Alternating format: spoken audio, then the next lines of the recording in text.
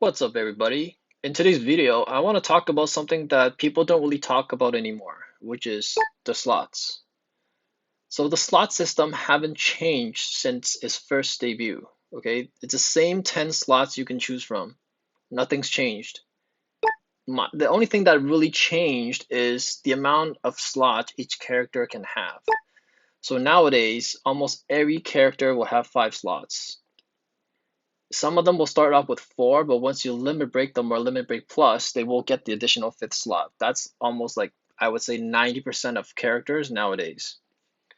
So since back in the days, the slots were so limited, so people really had to choose which slots they can put on their characters. So personally, I'm guessing most people will have this setup is bind, despair, and auto heal. These 3 were like standard. A lot of speed running players will get charged special because they don't want to stall as much, and it's really obvious why everyone would will choose a bind and despair because these are the most annoying debuffs. Even now, it's still a very annoying debuff. So having a passive reduce bind by 3 turns and despair by 3 turns is just like a must nowadays. So the way I set up my slots is I have a setup. So any character that has 5 slots will have this setup. Any character that has 4 slots will have this setup. And 3 and 2. And if they only have 1, then I would get auto heal for them. So this goes for almost every character in my item box. So let's go through why I don't choose damage reduction. Okay, so damage reduction only requires 3 characters to have it to get it maxed out. And it just seems like a waste. For 3 characters to have it, or if I have all 5 characters having it, it just seems like a waste that you only need 3. Okay.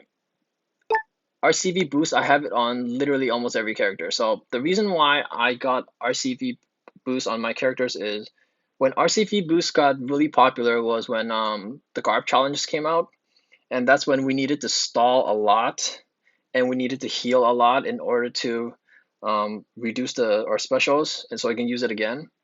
So ever since then, I started getting RCV boost on all my characters. So charge special, I have it on almost all my characters also because I hate stalling. I don't like stalling. I like to speed run things, so no less CD cooldown is always better. So that's why I always have this. So bind and despair is a must. Like it's pretty standard. I don't really have to say much about it. And auto heal is just too good. It's just too good. So you could make teams with you can maximize it. You can have 4 characters with this, 4 characters with this. You can have this maxed out too, this maxed out, this maxed out, and probably some on this. Making those teams is good, but it's not ideal because it could work for one content, but when you move to another content, you need to switch up your characters. What if some of your characters have, like, let's say 4 of your characters have this, then you're wasting the slot. So it's really annoying to make like the perfect slot team. And I personally don't want to do it. It's just I want to make my life easier. So that's why I have a rule on how to slot my characters. So let's talk about why I'm planning to switch my RCV boost slots. So most of the time, the 1,000 extra heal per meat orb is nice to have, but it's just not needed anymore. So many characters can heal passively or by switch effect. So this is just 5 characters that have really good switch effects, right? So Sanji and Luffy and Sanji, you can get RCV orb. So you basically heal every turn by just switching, right?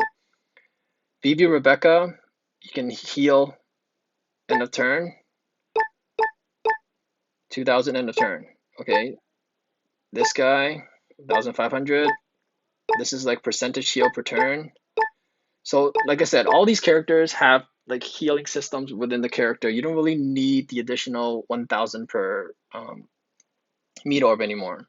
It's not a deciding factor if you beat the content or not. So that's why I'm planning to switch out the RCV orbs, RCV boost.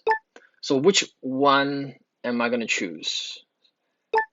It's the slot rate boost. I've never used the slot rate boost just because it just doesn't seem that great. But if you think of it this way, most of the time, damage reduction is not going to be a factor if you win or lose. Same with RCV boost. This won't be a factor also, but it will make life easier because you'll get more matching orbs. So that's why I want to switch to slot rate boost. And one of the main reasons why I'm having this thought is because of the current content. So this is the team I'm using for the Navy's party night. Okay, so this is the team I'm using to farm, and there's no matching orbs on this team. It's actually really annoying to use, but I'm trying to get them, the maximum amount of boost. So that's why I'm using it. So there are a lot of characters that have sailor abilities, which gives you matching orbs, but I can't fit them in this team. In most cases, very few teams will have, that makes all orbs matching. Very few teams where you actually use it in a content and you can build that team. So I'm gonna switch my orbs to slot rate boost, and it's going to be very annoying. Because like I said, literally every character has the same slots. So I would have to go character to character and switch them all to the matching orb rate boost. So there are some contents where I might need damage reduction, and during those cases I would just switch up that specific team to have whatever slots I need. But most characters now I'm going to switch them all to the same thing. So tomes are pretty easy to get, with how they give it out from Kazunas and whatnot. It's so easy. So I still have a lot. So I don't mind switching. Yeah, I still have like 5,000. So I don't mind switching. So yeah, that's what I really want to talk about. Just so I can get more matching orbs. It'll make my life easier. It for sure it's not needed. I can still clear content, normally without the rate boost, but I think it will help a lot.